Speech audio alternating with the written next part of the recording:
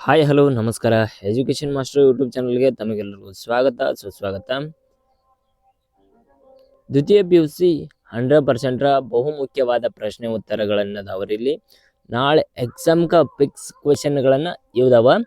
ಪೂರ್ವ ಸಿದ್ಧತಾ ಪರೀಕ್ಷೆ ಹಾಗೂ ನೀಲನಕ್ಷೆ ಹಾಗೂ ಮಾದರಿಯ ಪ್ರಶ್ನೆ ಪತ್ರಿಕೆ ಆಧಾರವಾಗಿ ಇವುಗಳನ್ನು ನಾವು ತೆಗೆದಿದ್ದೀವಿ. ವೆರಿ ಇಂಪಾರ್ಟೆಂಟ್ ಕ್ವೆಶನ್ ಮತ್ತು ಆನ್ಸರ್ಗಳನ್ನು ಸರಿಯಾದ ರೀತಿಯಲ್ಲಿ ನೋಡ್ಕೊರಿ.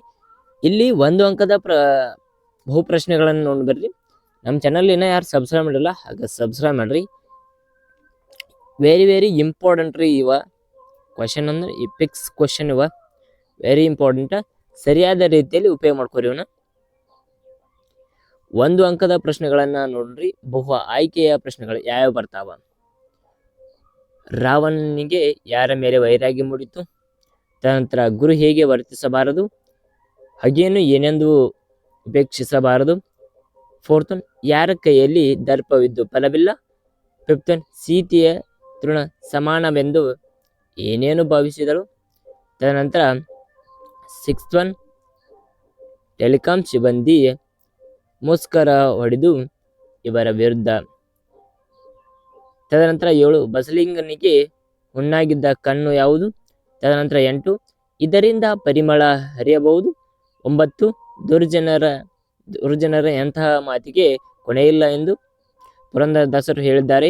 ತದನಂತರ 10 ದುರ್ಗಪ್ಪನ ಪ್ರಕಾರ ತರ್ಲೆ ಡಿಪಾರ್ಟ್ಮೆಂಟ್ ಯಾವುದು.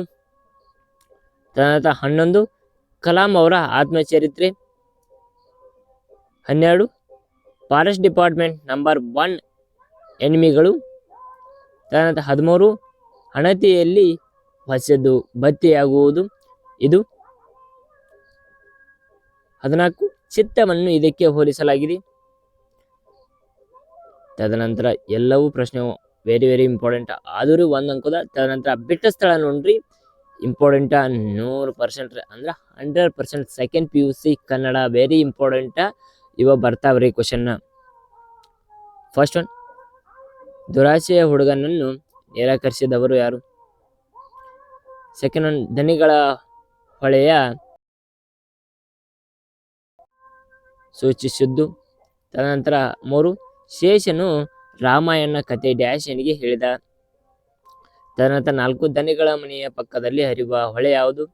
5 ಹಳ್ಳಿಯ ಚಹಾ ಹೋಟೆಲ್ ಹೆಸರೇನು. 6 ಬದುಕು ಡ್ಯಾಶ್ ಬಿಟ್ಟು ಇರುವುದಿಲ್ಲ. 7 ಕಲಿಯುಗ ಅಮೃತ ಡ್ಯಾಶ್.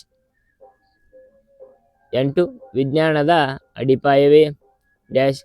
9 ಕೊನೆಗೆ ಬಸಲಿಂಗ ಡ್ಯಾಶ್ಗಳಿಂದ ಮುಕ್ತನಾದ. 10 ಅದೃಷ್ಟ ಪ್ರಶ್ನೆ ಬಂದಾಗ ಲೇಖನಿಗೆ ನೆನಪಾಗುವವರು ಡ್ಯಾಶ್.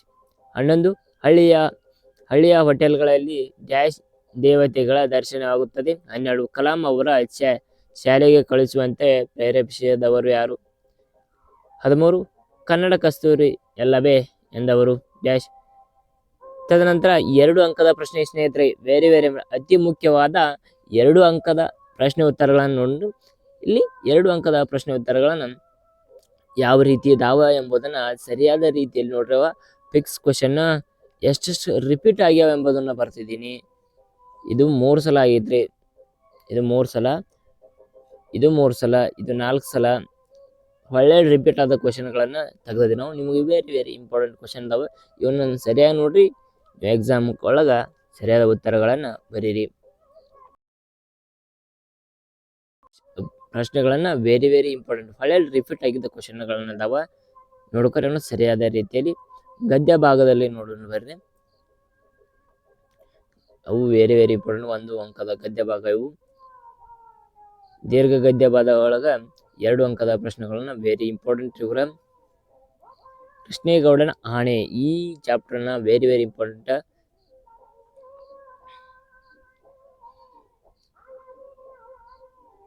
3 ಅಂಕದ ಪ್ರಶ್ನೆಗಳು ಯಾವ್ಯಾವ್ರಿ. ಸಂದರ್ಭ ಸೂಚಿ ಸಾರಾಂಶ ಬರೆಯಿರಿ. 100% ಫಿಕ್ಸ್ ಬರ್ತಾವ್ರಿ. ಬರ್ದಿಟ್ಟುವರಿ ಈ ಕ್ವಶನ್ ವೆರಿ ಇಂಪಾರ್ಟೆಂಟ್. ನಾಳೆ ಇವನ್ನ ಕೇಳಬಹುದು ಜಾಸ್ತಿ ರೀ. ಇಲ್ಲಿ ಆಯ್ಕೆ ಬರಿಬೇಕ್ರಿ ನೀವು. ಸಂದರ್ಭ ಸಹಿತ ವಿವರಣೆ ಆಯ್ಕೆ ಬರಿಬೇಕ, ಸ್ವಾರಸ್ಯ ಬರಿಬೇಕ ಮತ್ತು ಸಂದರ್ಭ ಬರಿಬೇಕ.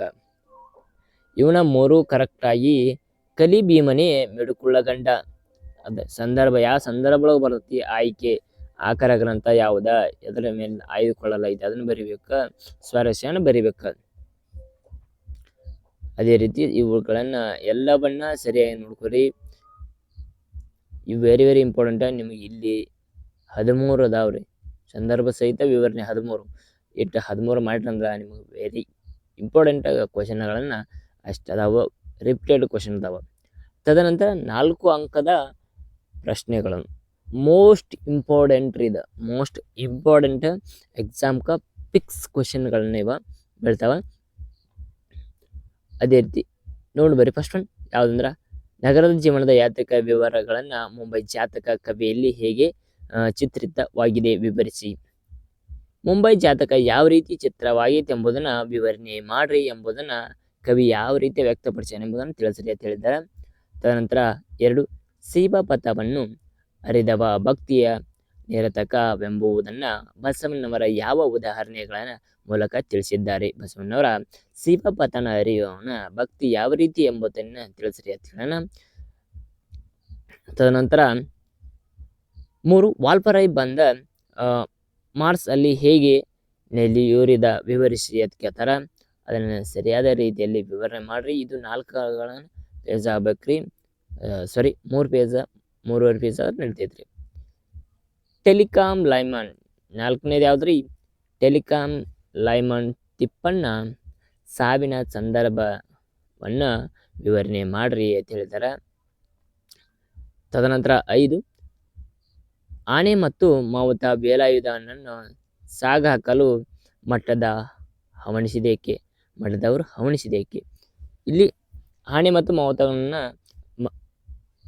ಯಾವ ರೀತಿ ಹೊರಗೆ ಹಾಕಬೇಕಪ್ಪ ಮಠದಿಂದ ಎಂಬುದನ್ನ ಹವಣಿಸಿದ್ದು ಯಾಕೆ ಎಂಬುದನ್ನ ಕೇಳಿದಾರೆ ಕ್ವಶನ್. ಅದನ್ನು ಸರಿಯಾದ ರೀತಿಯಲ್ಲಿ ಆನ್ಸರ್ ಬರೀರಿ ನೀವು. ಪಿಕ್ಸ್ ಕ್ವಶನ್ ರೀ ಅದ. 6, ಸಿಂಹ ಬಾಲದ ಕೋತಿಗಳು ಮತ್ತು ಹಾಡು ಹಕ್ಕಿಗಳಾದ ಅನಾನುಕೂಲಗಳಾವು ವಿವರಿಸಿ. 7, ಪ್ರಮದವನ್ನ ರಾವಣ ಸೀತೆಯರ ನಡುವೆ ನಡೆದ ಸಂಭಾಷಣೆಯನ್ನ ವಿವರಿಸಿರಿ ಅಂತ ಕೇಳಿದಾರ. ತದನಂತರ 8, ರಾಮನ ಮನಂ ಪರಿವರ್ತನೆಯ ಸಂದರ್ಭವನ್ನ ಕವಿ ಹೇಗೆ ಚಿತ್ರಿಸಿದ್ದಾನೆ. ರಾವಣ ಮನ ಪರಿವರ್ತನೆಯಾದ ಸಂದರ್ಭವನ್ನ ಕವಿ ಹೇಗೆ ಚಿತ್ರಿಸಿದ್ದಾನೆ ಎಂಬುದನ್ನ ನೀವು ಸರಿಯಾದ ರೀತಿಯಲ್ಲಿ ಆನ್ಸರ್ಗಳನ್ನ ಬರೀರಿ. ಕ್ವಶನ್ಗಳನ್ನು ಇವು ಪಿಕ್ಸ್ ಅದಾವ ನಿಮಗೆ.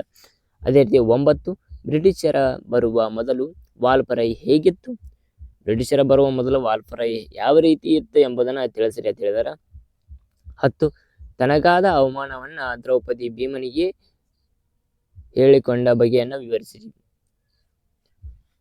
ದ್ರೌಪದಿ ಭೀಮನಿಗೆ ಯಾವ ರೀತಿ ಆಕೆ ಅವಮಾನವಾದುದನ್ನ ಯಾವ ರೀತಿ ಹೇಳಾಳ ಎಂಬುದನ್ನ ತಿಳಿಸ್ರಿ ಅಂತ ಹೇಳ್ತಾರ.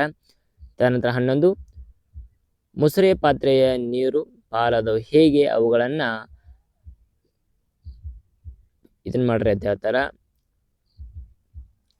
ಅವುಗಳನ್ನ ಮೇಲತ್ತಾಯ ಮಾಡಿದ ಪ್ರಯತ್ನಗಳನ್ನ ತಿಳಿಸ್ರಿ ಅಂತ ಕೇಳ್ತಾರ. ಅವುಗಳನ್ನ ಸರಿಯಾದ ರೀತಿಯಲ್ಲಿ ಬರೀರಿ ಆನ್ಸರ್ ನಿಮ್ಮ.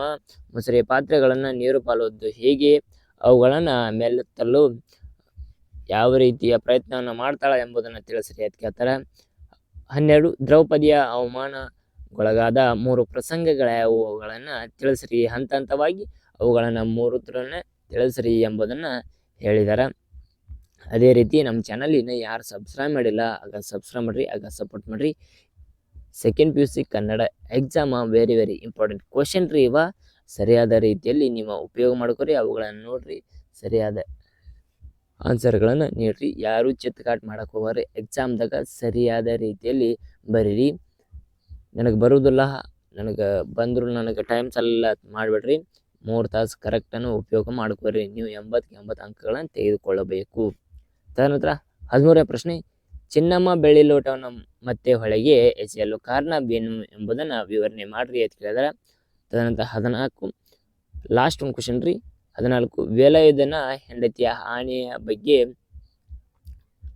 ಸವತಿಯ ಪ್ರೋತ್ಸಾಹ ಮಾಡಲು ಕಾರಣವೇನು ವಿವರಿಸ್ರಿ ಅಂತ ಕೇಳ್ಯಾರ. ಈ ನಿಯಮನ ವಿವರಣೆ ಮಾಡ್ರಿ. ಹಾಗ ನಮ್ಮ ಚಾನಲಿನ ಯಾರು ಸಬ್ಸ್ಕ್ರೈಬ್ ಮಾಡಿಲ್ಲ ಸಬ್ಸ್ಕ್ರೈಬ್ ಮಾಡ್ರಿ, ಹಾಗ ಸಪೋರ್ಟ್ ಮಾಡ್ರಿ. Thank you all.